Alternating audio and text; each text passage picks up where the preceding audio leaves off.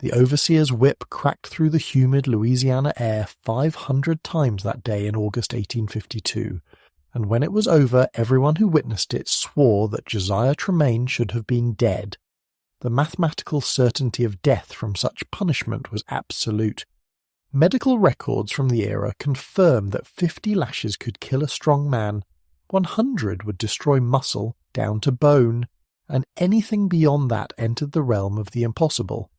Yet Josiah Tremaine not only survived 500 lashes delivered over the course of 6 hours on the Bellefonte plantation outside Baton Rouge, but what happened in the days and weeks that followed would become one of the most terrifying and closely guarded secrets in Louisiana history, a story so disturbing that 3 generations of historians have actively suppressed it, until a collection of documents discovered in a wall during Hurricane Katrina's aftermath finally revealed the truth about the man who couldn't die, and the horrifying price he paid for his survival.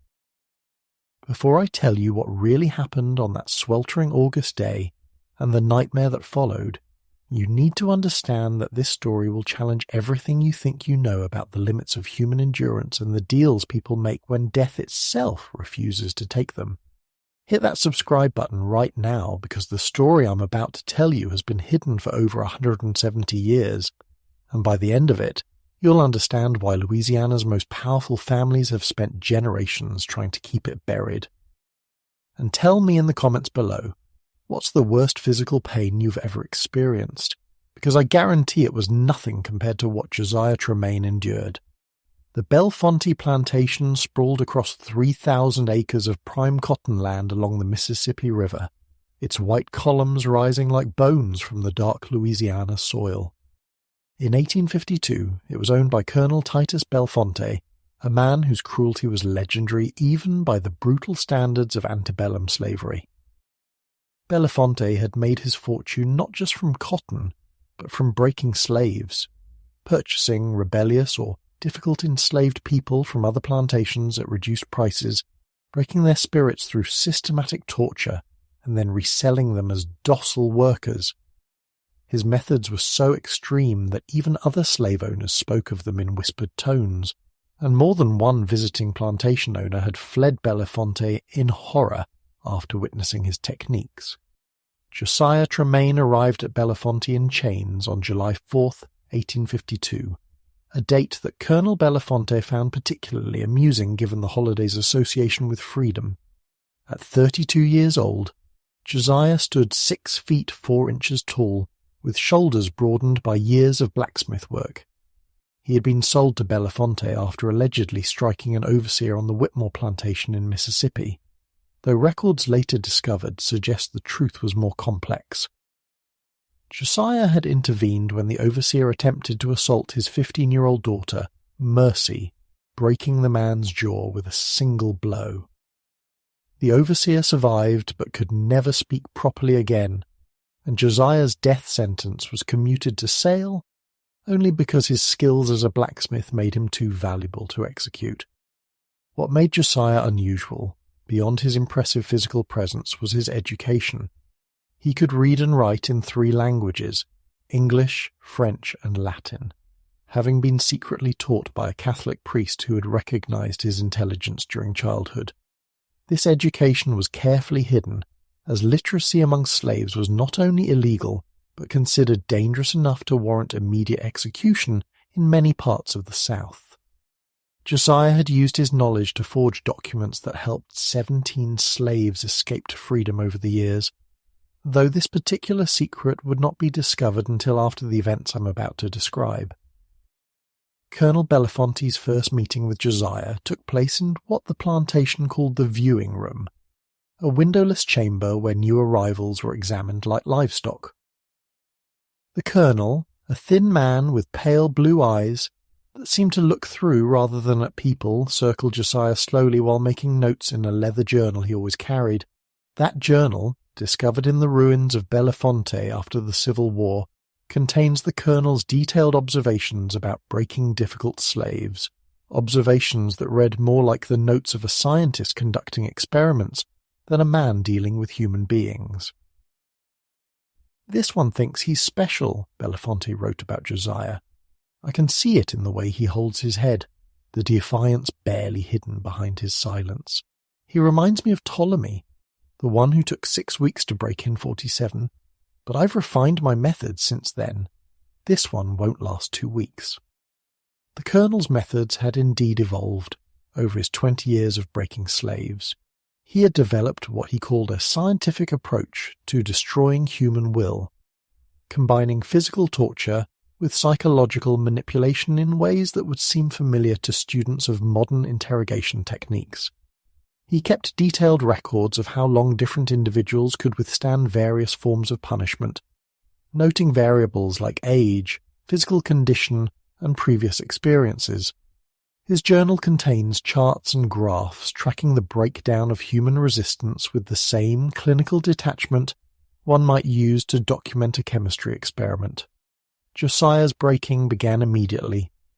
He was placed in what Bellefonte called the introduction box, a wooden container 4 feet by 4 feet by 4 feet, too small for a man of Josiah's size to stand, sit, or lie down comfortably.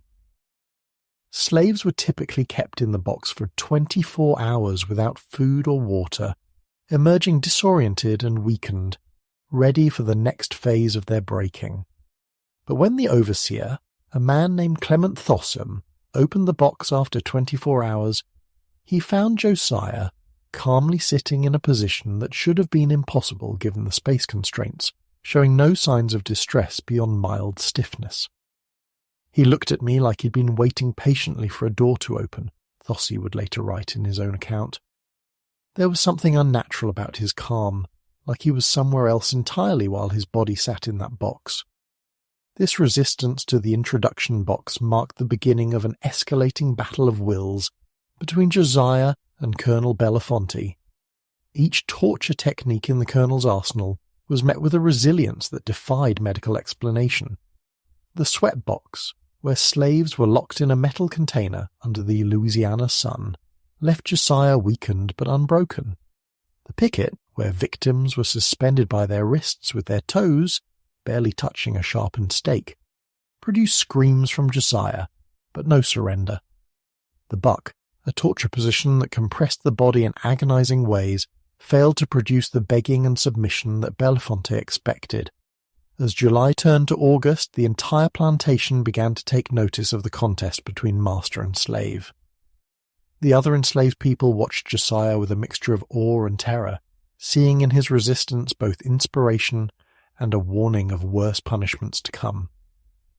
They began leaving small offerings outside wherever he was being held, bits of food, protective charms, prayers written on scraps of paper. The house slaves reported that Colonel Bellefonte had stopped sleeping, spending his nights reading medical texts and correspondence with other plantation owners about new breaking techniques. It was during this period that strange things began happening around Josiah. Other slaves reported seeing shadows moving independently of their sources when he was nearby. The guard dogs refused to go near him, whimpering and backing away whenever he was brought past. Most unnervingly, wounds that should have festered in the Louisiana heat healed with impossible speed. Lash marks that would normally take weeks to heal disappeared within days. Broken fingers reset themselves overnight. Even Clement Thosse began to express unease, writing to his brother that there's something about that man that ain't natural, like he's got the devil's own protection. The escalation toward the 500 lashes began when Colonel Bellefonte discovered that Josiah had somehow been teaching other slaves to read despite being under constant guard. Small marks scratched in the dirt, patterns that looked random but contained coded messages, had been spreading literacy through the slave quarters. When confronted, Josiah didn't deny it. Instead, he looked the colonel directly in the eyes, a transgression that alone could warrant severe punishment, and spoke the first words anyone had heard from him since his arrival. "Knowledge is the one thing you can't whip out of a man," Josiah said quietly. "You can break my body, but you can't break what's in my mind." Colonel Bellefonte's response was swift and terrible. He ordered every slave on the plantation to be assembled in the punishment yard a circular area surrounded by posts where whippings were conducted. The August sun was already brutal by 7 in the morning when the assembly began. Men, women, and children were forced to stand in formation, watching as Josiah was stripped and tied to the whipping post. What happened next was unprecedented, even by Bellefonte's standards. 500 lashes, the colonel announced, his voice carrying across the silent crowd. Delivered slowly, over however many hours it takes. Anyone who looks away, anyone who closes their eyes, will receive 50 lashes themselves. The first overseer to wield the whip was Clement Thoss, a man who had delivered thousands of lashes over his career. His technique was precise, each strike calculated to cause maximum pain without immediately rendering the victim unconscious. The first 10 lashes opened Josiah's back like red rivers flowing down dark earth. By 20, blood was pooling at his feet. By 30, even hardened field hands were struggling not to look away. But something impossible began to happen around the 50th lash. Witnesses would later describe it differently, their accounts varying in detail but consistent in their amazement. Some said Josiah's wounds began closing even as new ones were opened. Others claimed they saw a shimmer in the air around him, like heat waves rising from hot ground. Martha, an elderly house slave who had seen countless whippings in her 60 years, would later swear that she saw Josiah's lips moving in what looked like prayer, but the words were in no language she had ever heard. By the 100th lash, Clement Thoss's arm was exhausted, and a second overseer took over. This man, younger and stronger, delivered his strikes with fresh energy, but the effect was increasingly strange. The whip would connect with terrible force, skin would split, blood would flow, and then within moments the worst of the damage would begin to fade. Not healing completely, but mending enough that the next strike wouldn't simply be hitting dead meat. Colonel Bellefonte watched this display with growing fascination rather than frustration. He took detailed notes, timing the healing, measuring the blood loss, observing Josiah's vital signs with an interest that went beyond simple sadism.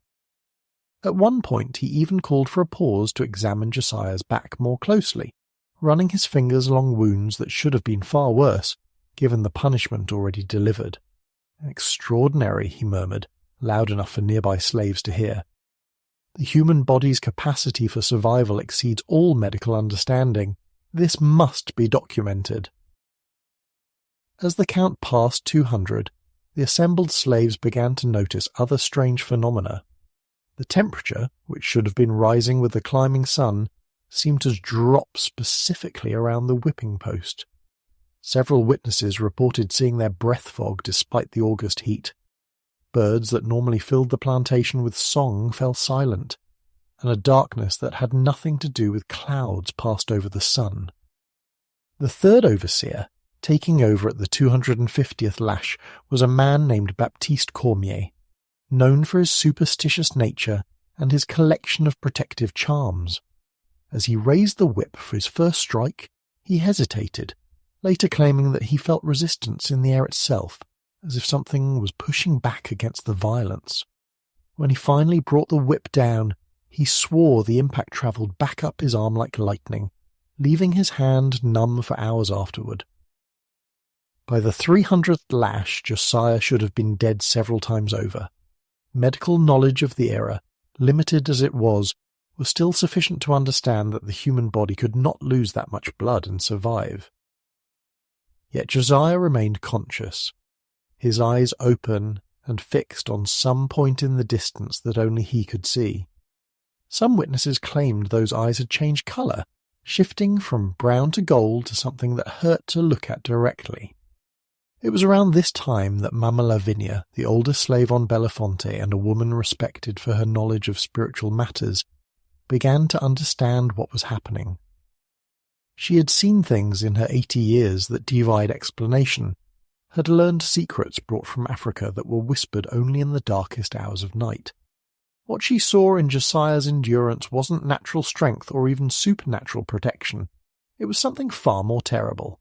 That man made a bargain, she would later tell her granddaughter in secret. Not with the devil, like white folks think. With something older, something that was here before their god or their devil, something that lives in the space between life and death. The fourth overseer, beginning at lash 350, was visibly shaking as he took the whip. By now, the blood at Josiah's feet wasn't pooling normally. It formed patterns, symbols that hurt to perceive directly, geometries that seemed to exist in more dimensions than the human eye could process. Several slaves fainted, claiming later that looking at those patterns had shown them visions of places that couldn't exist, spaces between spaces where things that weren't quite alive and weren't quite dead waited with infinite patience. As the count approached 400, Colonel Belafonte himself took the whip. His journal entries from that day, written in increasingly erratic handwriting, describe his growing obsession with understanding what he was witnessing. He wrote about feeling watched by something vast and incomprehensible, about shadows moving in his peripheral vision that disappeared when he turned to look, about whispers in a language that predated human speech. The slave is no longer entirely human, he wrote. Something else inhabits that flesh alongside him. I must complete the full 500 to see what emerges. The final 100 lashes were delivered as the sun reached its zenith, casting no shadows in the punishment yard. Belafonte wielded the whip with mechanical precision, his face blank of all expression except a terrible curiosity. With each strike, the air grew thicker, harder to breathe, filled with a presence that everyone could feel but no one could name. The assembled slaves stood frozen not by command but by a paralysis that went deeper than fear, a recognition that they were witnessing something that shouldn't exist in the rational world. At the 450th lash, Josiah spoke again, his voice carrying despite the fact that he should have been too weak to whisper. "You want to see what can't be killed," he said, and several witnesses swore his voice came from multiple directions at once. "You want to understand what survives when everything else is stripped away. Be careful what knowledge you seek, Colonel. Some lessons can't be unlearned." The final 50 lashes were delivered in absolute silence. Even the whip made no sound as it connected with flesh, as if the very air had become too thick to carry sound waves. When the 500th lash fell, there was a moment of perfect stillness, a pause in which the entire world seemed to hold its breath. Then Josiah Tremaine stood up, not struggled to his feet, not slowly raised himself despite his injuries. He simply stood, the ropes that had bound him to the whipping post falling away like they had never been there. His back, which should have been nothing but exposed meat and bone, showed marks of the whipping, but nothing approaching what 500 lashes should have produced. He turned to face Colonel Belafonte, and everyone present would later agree that looking into Josiah's eyes in that moment was like staring into an abyss that stared back. "Now you understand," Josiah said, his voice carrying that same multi-directional quality.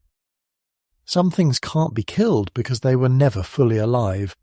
Some of us made bargains before we were brought to this land, agreements with powers that predate your chains and whips. We endure because we must. We survive because we made promises that transcend death itself." What happened next depends on whose account you believe. Some said Josiah simply walked away, passing through the assembled crowd like they were mist, disappearing into the thick Louisiana woods that surrounded Belafonte. Others claimed he dissolved into shadow, becoming one with the darkness that had been gathering around him throughout the ordeal. A few insisted they saw him split into multiple versions of himself, each walking in a different direction until it was impossible to say which, if any, was the original. But every account agrees on what happened to Colonel Belafonte in the days that followed. The colonel's journal entries became increasingly frantic and disjointed after the 500 lashes. He wrote about being followed by something that wore Josiah's face, but wasn't Josiah, about finding bloody footprints that led to nowhere, about waking to find his bedroom filled with the sound of a whip cracking but seeing no source. He stopped eating, claiming the food tasted like blood and dirt. He stopped sleeping, insisting that when he closed his eyes, he was transported to the whipping post, experiencing every one of the 500 lashes himself. "It wasn't supposed to survive," he wrote in one of his final coherent entries. "I've broken the natural order. I've proven that some things exist beyond death, and now those things have noticed me." 3 weeks after the 500 lashes, Colonel Belafonte was found in the punishment yard at dawn, tied to the same whipping post where Josiah had endured his ordeal. His back showed exactly 500 lash marks, but there was no blood, no sign of physical trauma beyond the scars. He was alive but catatonic, his eyes open but seeing something beyond the physical world. When the doctor was called from Baton Rouge, he declared that the colonel's condition defied medical explanation. His body was healthy, but his mind had retreated somewhere that medical science couldn't reach. The colonel lived for another 7 years in this state, fed and cared for by slaves who whispered that he was being punished by forces beyond human understanding. Sometimes, late at night, he would speak in the same multi-directional voice that Josiah had used, reciting names and dates, slaves who had died on his plantation, families he had separated, lives he had destroyed. It was as if something was using him as a vessel to bear witness to crimes that had gone unrecorded in any human court. But the story of Josiah Tremaine didn't end with his disappearance from Belafonte.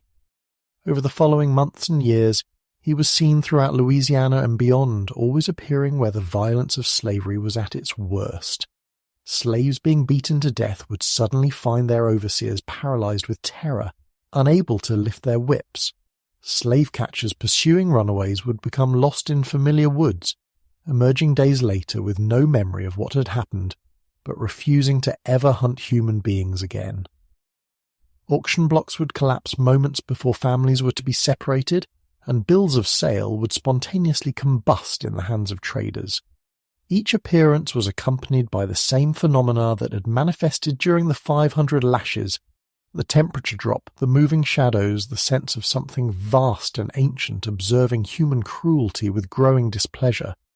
Those who saw Josiah during these interventions said he looked different each time, sometimes appearing as he had before the whipping, sometimes bearing the scars of 500 lashes, sometimes seeming to exist in multiple states simultaneously. Marcus Pritchard, a slave catcher who encountered Josiah in 1854, left behind a written account that provides one of the most detailed descriptions of these appearances. Pritchard had cornered a family of runaways in a barn near Natchitoches when Josiah arrived. "He didn't walk through the door," Pritchard wrote. "He was just there, like he'd always been there and I'd only just noticed. The barn got cold enough that I could see my breath, even though it was July. He didn't threaten me, didn't raise a hand. He just looked at me, and in that look, I saw every cruel thing I'd ever done reflected back at me, multiplied by infinity. I saw myself experiencing every moment of pain I'd caused, not once but endlessly, in a place where time don't work like it does here." Pritchard never caught another runaway. He moved north and spent the rest of his life working for abolition, claiming that what he'd seen in Josiah's eyes had shown him a judgment that made human law seem like children's games. The Catholic Church in Louisiana took special interest in the Josiah Tremaine case, sending investigators to document the supernatural elements of his story. Father Jean-Baptiste Moreau, a Jesuit priest with experience in what the Church carefully termed unusual manifestations, spent 3 years tracking Josiah's appearances and interviewing witnesses. His report, submitted to the Archbishop of New Orleans in 1856, was immediately sealed in the Church's secret archives, but portions were leaked decades later.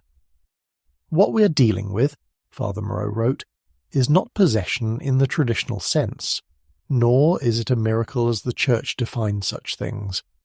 Mr. Tremaine appears to have made contact with something that exists outside our understanding of creation, something that predates Christianity and may predate humanity itself.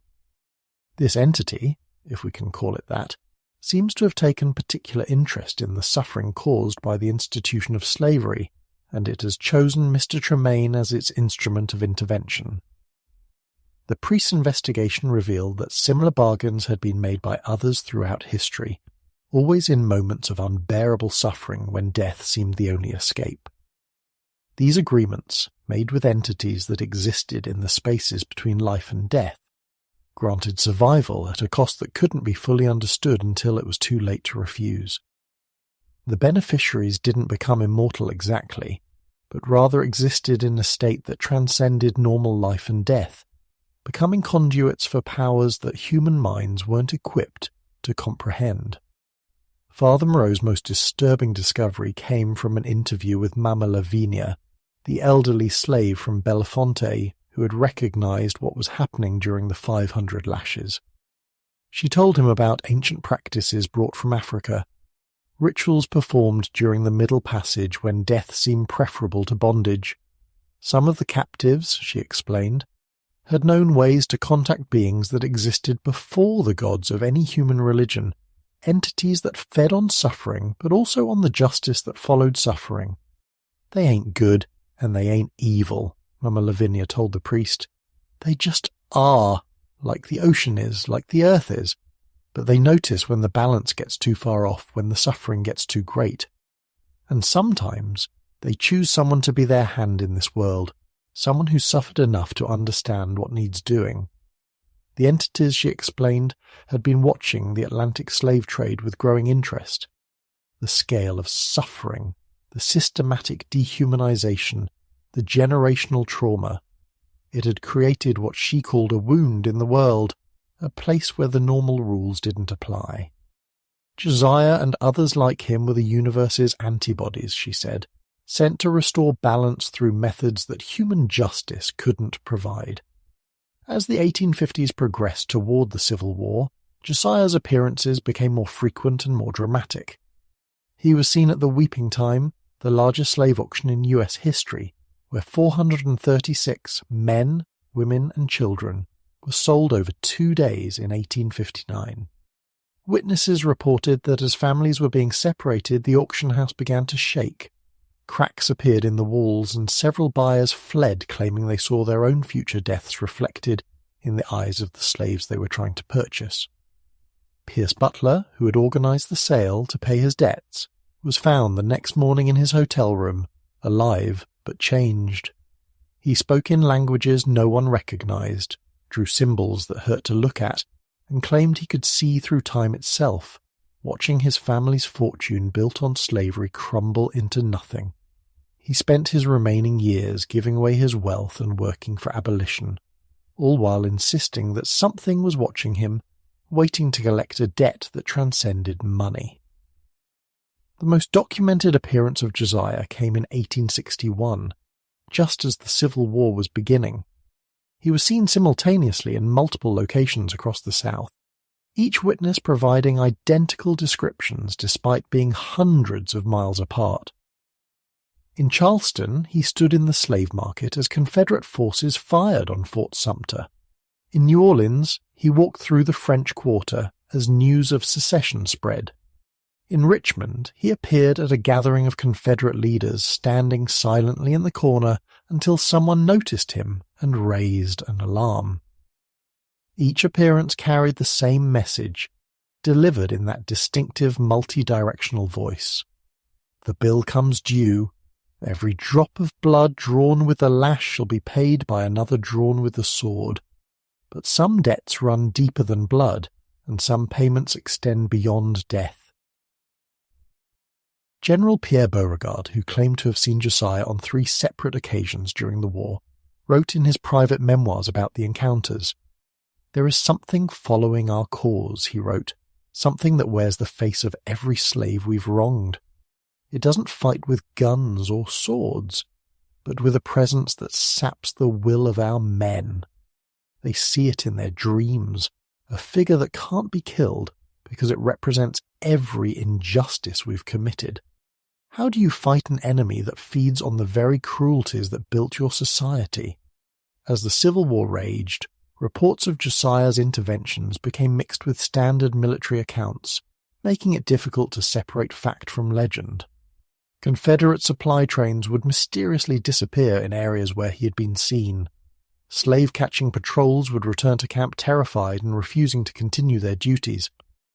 Most unnervingly, Confederate officers began reporting the same nightmare, being tied to a post and experiencing 500 lashes while a crowd of everyone they'd ever wronged watched in silence. The Union Army also reported encounters with Josiah, though these were generally more benign.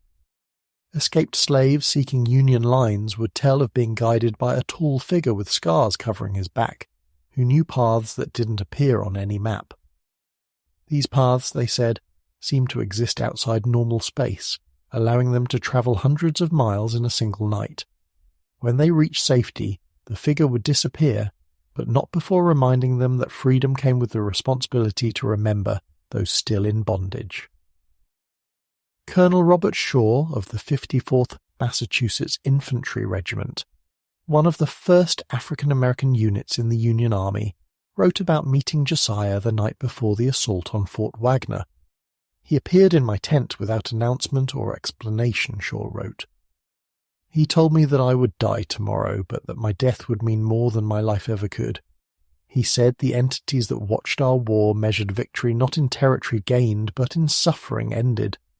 Then he showed me something. I cannot say what, as my mind rebels at the memory, but it convinced me that there are forces at work in this conflict that transcend human understanding." Shaw died the next day, exactly as Josiah had predicted, becoming a martyr for the abolitionist cause. The end of the Civil War didn't end Josiah's appearances, though they became less frequent and more selective. During Reconstruction, he was seen at locations where the Ku Klux Klan attempted to terrorize freed slaves. Klan members would report encountering a figure that couldn't be shot, burned or driven away, a presence that would follow them home and stand at the foot of their beds, showing them visions of experiencing every cruelty they had inflicted. Nathan Bedford Forrest, the first Grand Wizard of the KKK, allegedly encountered Josiah in 1868, and immediately afterward began the process of disbanding the organization, claiming that continuing their activities would invite a judgment that would follow them beyond death. While historians debate Forrest's true motivations, his private papers, discovered in 1923, contain repeated references to the scarred man who cannot die and desperate prayers for protection from the things that watch from between. As the 19th century gave way to the 20th, Josiah's appearances evolved with the changing nature of racial violence. He was reportedly seen during the 1906 Atlanta race riot, the 1919 Red Summer, and the 1921 Tulsa race massacre. Each time, survivors would describe the same phenomena: the temperature drop, the moving shadows, the sense of ancient things observing human cruelty.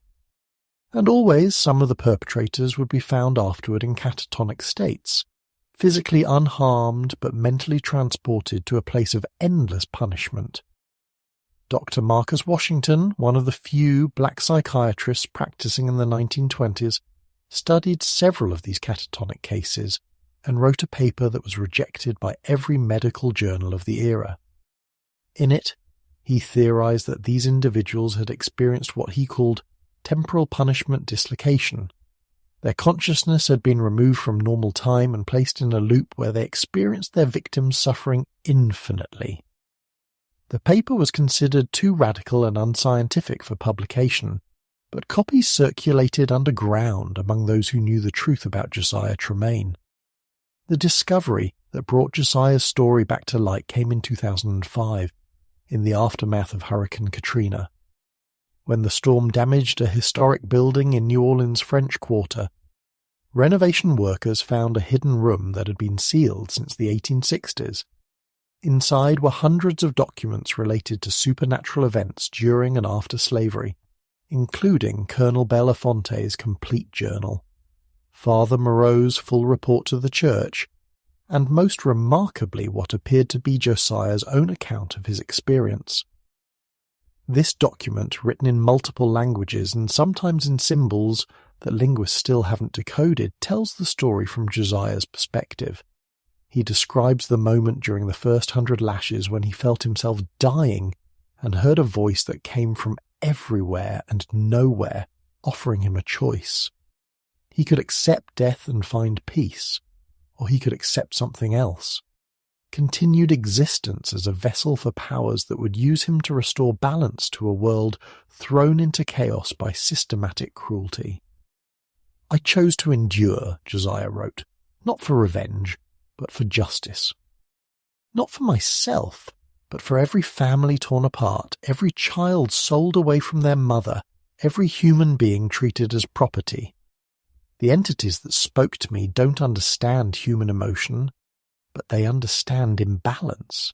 They understand when suffering has exceeded all natural bounds, and they needed someone who could bridge their world and ours, someone who had suffered enough to serve as their instrument. The document describes the 500 lashes from his perspective, not as physical pain, though that was present, but as a transformation. With each lash, he felt himself becoming less human and more something else, a conduit for forces that existed in the spaces between reality. He could feel every slave who'd ever been whipped, every family that had been separated, every life destroyed by the institution of slavery.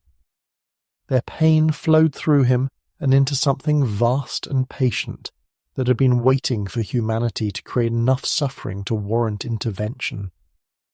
"I am no longer Josiah Tremaine alone," he wrote. "I am every slave who died in the Middle Passage. I am every mother who watched her children sold. I am every father who couldn't protect his family. I am the accumulation of centuries of injustice given form and purpose. I cannot die because the forces that animate me exist outside life and death. I will endure until the balance is restored, however long that takes." Modern investigators who have studied the documents found in that hidden room have reached disturbing conclusions. The entities Josiah described, the forces that transformed him during those 500 lashes, seem to match descriptions found in various occult traditions around the world. They are mentioned in pre-Columbian American texts, African spiritual traditions, and ancient Middle Eastern writings. Always they are described as beings that exist in the spaces between spaces, feeding on extreme human experiences and occasionally intervening when those experiences threaten the fundamental balance of reality. Dr. Sarah Chen, a physicist who has studied the mathematical formulas found in Josiah's document, believes they describe a form of existence that transcends our normal understanding of space and time. What Josiah became, she theorizes, is something that exists simultaneously in multiple dimensions. He's not immortal in the traditional sense. He exists outside the normal flow of time. From his perspective, he might be experiencing all moments of his existence simultaneously, able to appear wherever and whenever the balance between suffering and justice becomes too distorted. This theory might explain the most recent confirmed sighting of Josiah Tremaine. In 2015, during the Charleston church shooting, survivors reported that a figure matching Josiah's description appeared in the church moments before the violence began. He couldn't prevent the shooting. Apparently the forces working through him have rules about direct intervention. But several survivors reported that he stood with them during the horror, and his presence gave them an inexplicable sense that justice, though delayed, was inevitable. Dylan Roof, the shooter, was found in his cell 3 days later in a catatonic state that lasted for hours. When he recovered, he began confessing to crimes no one knew he had committed, speaking in voices that weren't his own, and drawing symbols that matched those in Josiah's document.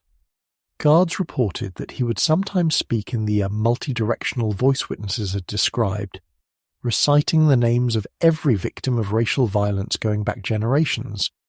The implications of Josiah's story extend far beyond a single man's supernatural survival. If the documents are authentic, they suggest that extreme, systematic cruelty can actually damage the fabric of reality itself, creating wounds that attract the attention of forces that exist outside our normal understanding. These forces don't intervene out of compassion. They may not even understand human emotion, but rather out of a need to restore balance to a universe thrown out of alignment by excessive suffering. The descendants of Colonel Belafonte have spent generations trying to suppress this story, not out of shame for their ancestors' actions, but out of fear. 3 of them have reported encountering Josiah, and all 3 subsequently dedicated their lives and fortunes to racial justice causes. They speak of him not as a vengeful ghost, but as something more terrifying, a reminder that some forms of justice transcend human law and human death. Thomas Belafonte IV, the Colonel's great-great-grandson, gave an interview in 2010 where he broke the family's long silence. "My family wants to forget, to move on, to say that was a different time, but he won't let us forget. Not Josiah himself. I don't think there's enough of the original man left to want anything. But whatever he's become, whatever used him to enter our world, it watches our family, waiting to see if we've learned from our ancestors' cruelties. Every generation one of us sees him, and we're given a choice: work for justice or experience the same fate as the Colonel." The Belafonte family isn't alone. Dozens of descendants of major slave owners have reported similar encounters, always accompanied by the same message. The debt incurred by slavery isn't paid simply by its legal abolition. The wounds it created in the fabric of reality itself require active healing, generation after generation, until the balance is restored. Some researchers believe Josiah isn't unique, that others throughout history have made similar bargains when faced with unbearable systematic oppression. They point to stories from Holocaust survivors, from victims of genocide in Rwanda and Bosnia, from every place where human cruelty has exceeded all natural bounds. In each case, there are reports of figures who survived impossibilities, who returned from death transformed, who became conduits for forms of justice that transcend human understanding. The hidden room in New Orleans contained references to at least 17 other individuals who underwent transformations similar to Josiah's, though none as well documented. There was Aisha, who survived being buried alive for 7 days during the Salem witch trials, and afterward could appear in the dreams of those who had condemned innocent women. There was Chen Wei, who endured the 1,000 Cuts execution in China, but continued to appear to corrupt magistrates for decades afterward. There was Maria Santos, who was burned at the stake during the Spanish Inquisition, but whose voice could still be heard in the chambers where torture had been conducted. Each of these figures shared common characteristics. They had endured suffering that should have killed them. They had made contact with entities that existed outside normal reality, and they had been transformed into instruments of a justice that operated by rules human minds couldn't fully comprehend. They couldn't prevent suffering, but they could ensure that those who caused it would experience consequences that extended beyond death. Dr. Robert Henley, a theologian who studied the religious implications of Josiah's case, wrote, "What we're seeing challenges every assumption about life, death, and divine justice." These entities, whatever they are, operate outside any human religious framework. They're not angels or demons, not gods or spirits as we understand them. They're something else, something that might have existed before humanity evolved consciousness, something that will likely exist long after we're gone. The fact that they notice human suffering, that they occasionally intervene, suggests that consciousness and suffering create ripples in dimensions we can't perceive. The search for Josiah Tremaine continues to this day. There's a website where people can report sightings, and every year brings dozens of new accounts. He's been seen at sites of police brutality, at locations where hate crimes have occurred, in courtrooms where justice has been denied. Always the same phenomena accompany his appearance: the temperature drop, the moving shadows, the sense of vast and ancient things observing human cruelty. Some of these reports are obviously false, people seeking attention, or misidentifying unusual but natural phenomena, but others contain details that match historical accounts too precisely to be dismissed. They describe the multi-directional voice, the wounds that appear and disappear on his back, The way looking into his eyes shows you every cruel act you've ever committed from the perspective of your victims. Marcus Williams, who claims to have encountered Josiah in 2019 during a traffic stop that could have turned fatal, described the experience. The cop had his gun out, was screaming at me to stop moving even though I was perfectly still. I thought I was about to become another statistic. Then the temperature dropped so fast I could see my breath, and he was there. Not between me and the cop, but somehow everywhere at once. The cop's eyes went wide, his gun hand started shaking, and then he just walked back to his car and drove away. Never said a word. But I heard later he quit the force, moved away, started working with at-risk youth. Said he'd seen something that made him understand what fear really meant. These modern encounters suggest that whatever Josiah became during those 500 lashes continues to evolve, adapting to new forms of injustice as they emerge. The entities working through him seem to be learning about humanity through his experiences, developing a more sophisticated understanding of human cruelty and human justice. The implications are both terrifying and oddly comforting. Terrifying because they suggest that our actions create consequences in dimensions we can't perceive, that extreme cruelty can actually damage reality itself. Comforting because they suggest that some form of justice exists beyond human systems, that those who cause unbearable suffering will face consequences even if human law fails to provide them. But perhaps the most important aspect of Josiah's story is what it reveals about the nature of survival itself. He endured 500 lashes not through physical strength or even supernatural protection, but through transformation. When faced with unbearable suffering, he became something that could bear it. When confronted with systematic injustice, he became an instrument of cosmic justice.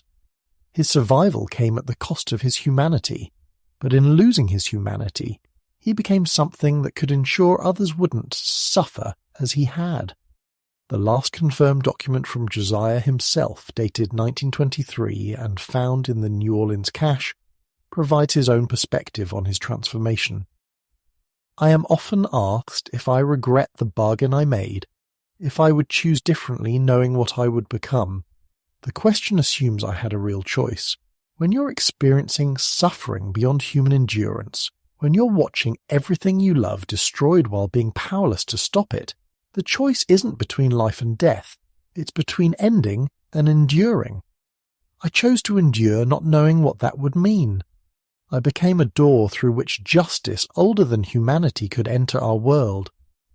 I am no longer Josiah Tremaine, but I carry his memories, his pain, his need for balance to be restored. I will continue until that balance is achieved, whether that takes decades or centuries, or until the last star burns out. The investigation into Josiah's case has revealed a hidden history of supernatural interventions in human justice systems. The archives found in New Orleans reference dozens of other cases where extreme injustice created what researchers now call reality wounds, places where systematic cruelty has actually damaged the fabric of space-time, allowing entities from other dimensions to influence our world. These wounds don't heal naturally. They require active intervention, usually through individuals like Josiah, who serve as conduits for transdimensional justice. Dr. Lisa Martinez, who leads a team studying these phenomena, explained, "We're essentially looking at a physics of morality. Extreme suffering, especially systematic suffering inflicted by one group on another, creates measurable distortions in quantum fields. These distortions attract the attention of entities that exist in higher dimensions, entities that experience all time simultaneously. To them, justice isn't about punishment or revenge. It's about restoring mathematical balance to a universe thrown out of equilibrium." This scientific approach to understanding Josiah's transformation has led to disturbing discoveries. Using equations found in his documents, researchers have identified other locations where similar transformations might have occurred or might occur in the future. These probability nodes tend to be places where historical injustices have never been properly addressed, where the descendants of victims still suffer from generational trauma. where the balance between suffering and justice remains severely distorted. The revelation that our actions create consequences in dimensions we can't perceive has profound implications for how we understand morality and justice. If extreme cruelty can literally damage reality, if systematic oppression can attract the attention of entities that exist outside our understanding, then justice becomes not just a human concern but a cosmic necessity. Some religious leaders have tried to incorporate Josiah's story into their theological frameworks, arguing that he represents divine justice, working through unconventional means. Others reject this interpretation, insisting that the entities he described are fundamentally different from any concept of divinity found in human religions. The debate continues, but most agree that his case challenges fundamental assumptions about the nature of existence itself. The descendants of those who witnessed the 500 lashes have passed down oral histories that provide additional details about that day. According to these accounts, the punishment yard where the whipping occurred never recovered. Grass wouldn't grow there, animals avoided it, and even decades later, people reported feeling watched when they passed through. The whipping post itself was eventually burned, but witnesses said the fire burned in colours that don't exist in normal space, and the ashes formed patterns that hurt to perceive directly. When Bellefonte Plantation was abandoned during the Civil War, Union soldiers who occupied it reported experiencing horrific nightmares, seeing figures that shouldn't exist, and hearing sounds that seemed to come from dimensions beyond the physical.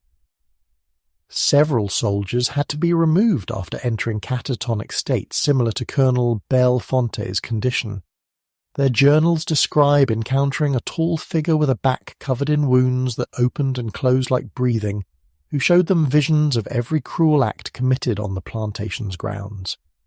The plantation was eventually burned, either by retreating Confederate forces or by former slaves. Accounts differ, but even the fire couldn't cleanse what had happened there. Modern investigations using ground-penetrating radar and other technologies have revealed anomalies in the soil that can't be explained by conventional science.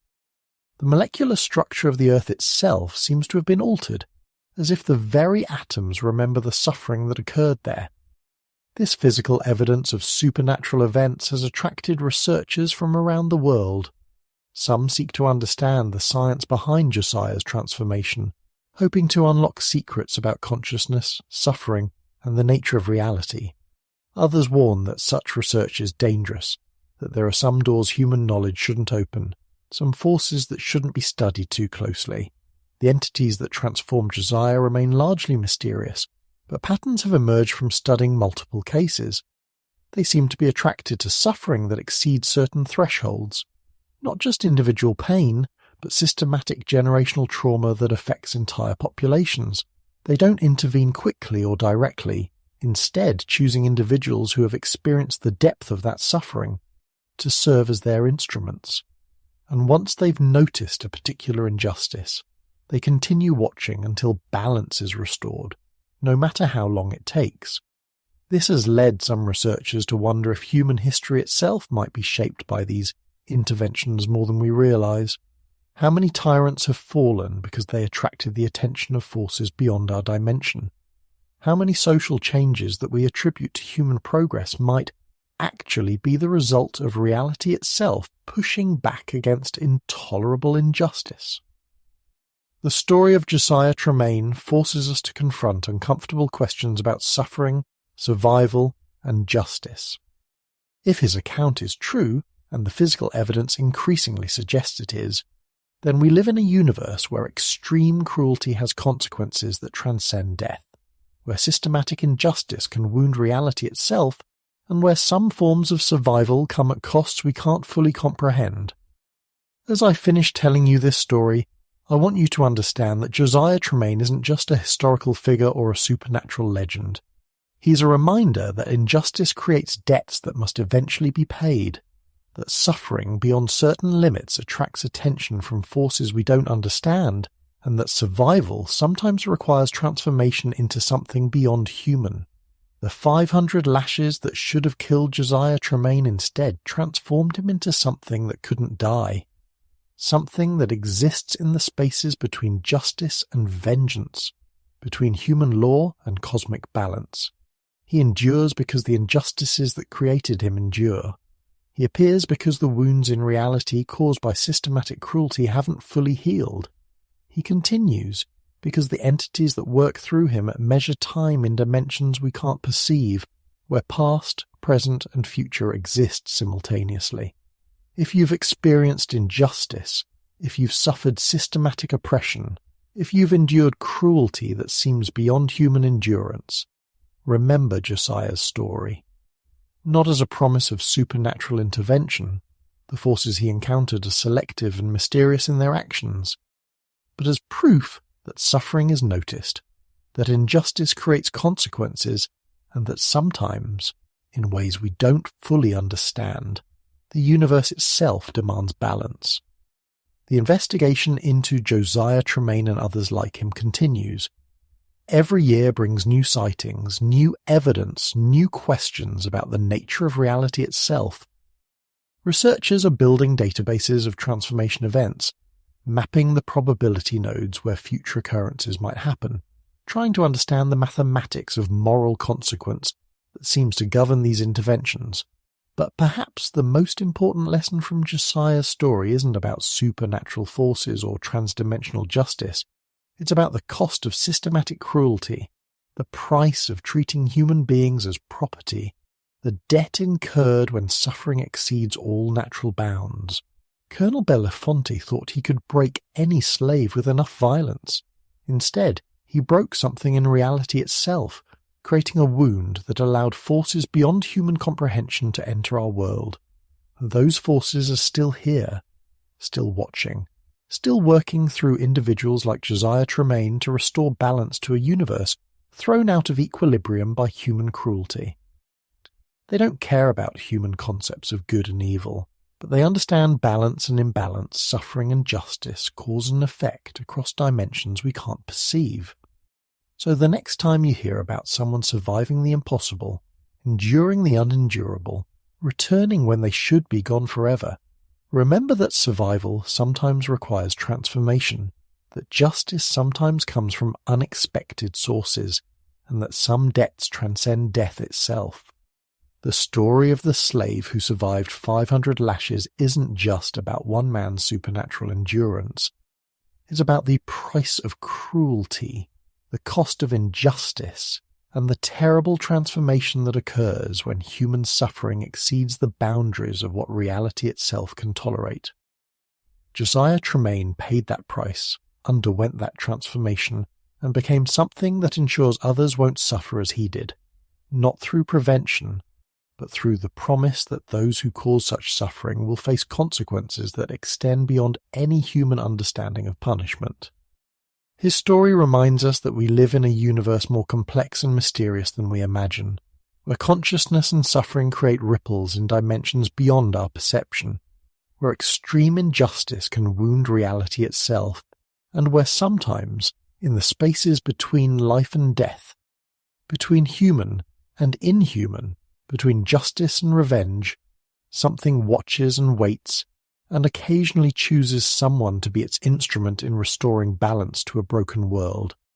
The 500 lashes that should have killed Josiah Tremaine instead revealed a truth that Colonel Belafonte and others like him never wanted to acknowledge, that there are limits to human cruelty beyond which reality itself rebels, that systematic oppression creates debts that must be paid across dimensions and centuries, and that some forms of survival transcend death itself.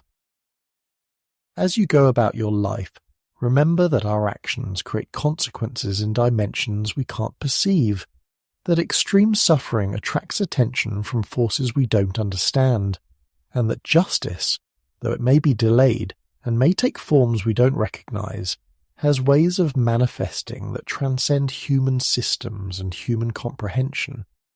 The story of Josiah Tremaine isn't over.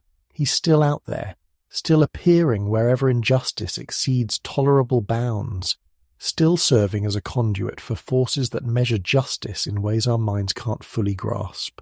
He endures because injustice endures. He appears because the wounds haven't healed. He continues because the balance hasn't been restored. And somewhere, in dimensions we can't perceive, the entities that transformed him during those 500 lashes continue to watch, to wait, and to work through those who have suffered enough to serve as bridges between their incomprehensible justice and our human world of cruelty and consequence.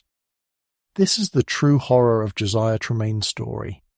Not that he survived the impossible, but what his survival reveals about the universe we inhabit, where suffering creates actual wounds in reality, where injustice attracts attention from dimensions beyond our understanding, and where some prices once incurred must be paid regardless of human law, human death, or human conception of what's possible.